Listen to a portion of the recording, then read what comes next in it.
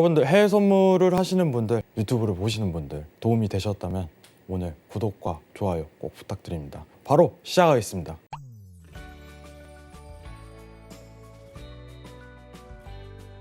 네, 안녕하세요. 피처온 회양입니다.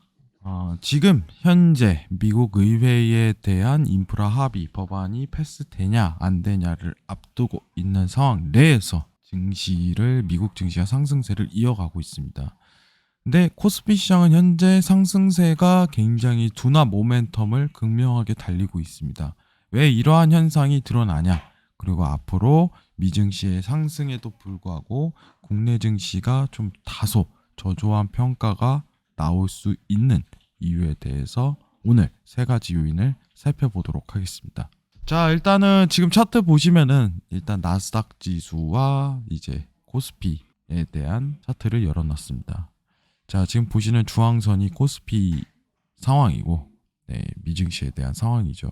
사실 이번 달 이제 2분기까지는 이제 미증시에 대한 반영 요소가 좀 꾸준하게 이루어진 여건이에요. 다만 이제 극명하게 좀 달리는 구조가 확실히 나오는데, 증시가 이제 신고점을 미증시가 갱신하더라도 한국 증시가 힘을 못 쓰고 있죠. 굉장히 힘든데, 여기서 이제 인프라 합의까지 좀 엎어진다면 증시 하락세가 좀 더 강하게 드러날 수 있는 여건이면은 좀 분명해요. 근데 왜 이러한 현상이 나오는지에 대해서 이해를 하고 그래야지 앞으로 대처가 가능하겠죠.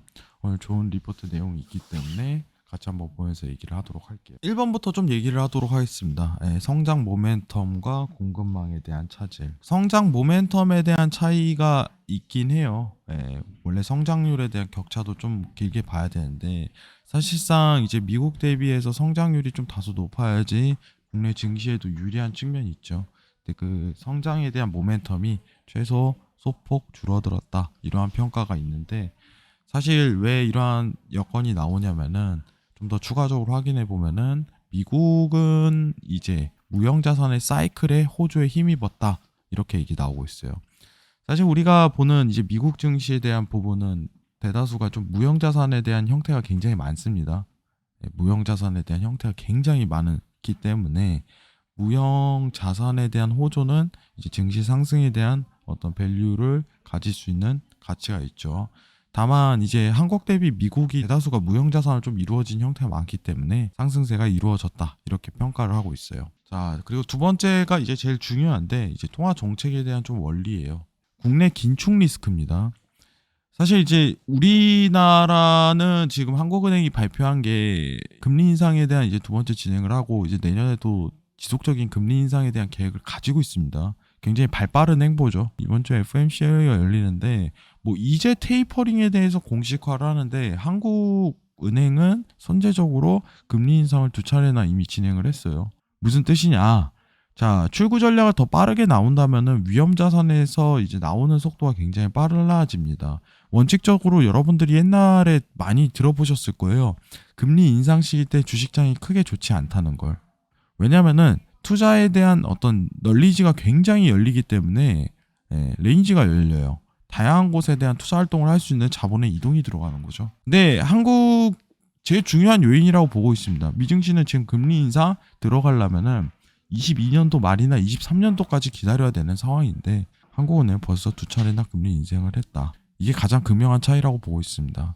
차트상으로 보더라도 이제 국내 증시 금리 인상 선제적으로 하고 나서 증시가 상승 밸류를 좀 못 이끌고 있는 분위기는 계속 나오고 있다고 보고 있어요. 자, 내용 한번 자세히 볼게요. 자, 테이퍼링에 대한 경계감과 더불어 국내 긴축 기조 강화 분위기도 큰 역할을 하고 있다. 자, 11월 25일 예정된 금통위에서 추가적인 금리 인상 기조가 사실 되고 있는 가운데, 금융당국 가계부채 관리를 위한 대출 규제 강화 분위기 역시 국내 긴축 리스크를 강화시키고 있음. 뭐 앞으로 계속 하겠다는 거죠. 중요한 건 이제 한국은행은 지속적인 출구에 대한 전략을 나설 가능성이 굉장히 높다. 자, 문제는 여기서 이제 증시가 미증시가 조정이 오게 된다면 한국 증시는 좀 더 큰 타격을 받을 가능성이 굉장히 높다는 부분이에요.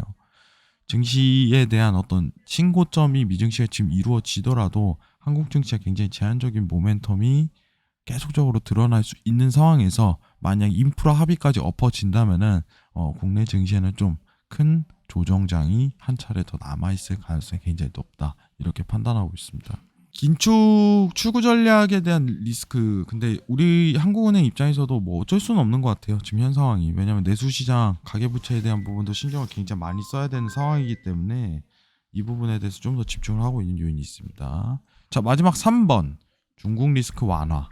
뭐 사실 우리나라는 중국에 대한 이제 무역 관계가 있기 때문에 중국의 영향을 안 받는다라고 평가할 수는 없어요. 근데 이 부분은 이제 중국 당국에서 앞으로 조만간 이제 해소 분위기로 전환이 될 것이다. 이렇게 평가하고 있기 때문에 큰 우선순위는 아니라고 봅니다. 다만 최근 중국 증시가 어려웠던 만큼 국내 시장에도 다소 타격이 있었다. 이렇게 평가를 하고 있네요. 근데 제일 중요한 거는 여기서 1, 2, 3번 중에 저는 어떻게 보면은 2번 통화 정책에 대한 너무 빠른 이제 출구 전략에 대한 리스크가 있다고 봅니다. 이제 출구 전략이라는 거는 시기에 맞춰서 해야 되는 건 맞지만 증시에는 오히려 지금 현 상황에서는 굉장히 안 좋은 악조건이라고 평가를 하고 있어요. 자, 이렇게 오늘 세 개를 알아봤는데 일단은 지금 증시 상황을 좀 지켜보자면은 인프라 법안 관련해 갖고 이번 주 바이든 정부에서 이제 주중에 합의하겠다는 얘기가 계속적으로 들려오고 있습니다. 내용이 좀 더 딜레이 될 가능성이 있지만은 여기서 만약에 이제 한 번 더 한 차례 더 연기 1, 2주가 이루어진다면은 국내 증시는 추가적인 조정세가 더 늘어날 가능성이 굉장히 높다라고 평가하시는 게 좋을 것 같아요. 자, 추구 전략이 좀 이어지는 너무 빠른 행보는 국내 증시에 좋은 효과가 아닙니다. 다만 뭐 알아둬야겠죠. 지금 앞으로 이제 국내 증시에 대한 활성화가 다소 약할 거란 걸. 이 부분 평가하시고 좋은 정보 얻어가셨으면 좋겠습니다. 자, 오늘 영상이 도움이 되셨다면 구독과 좋아요 부탁드리겠습니다. 감사합니다.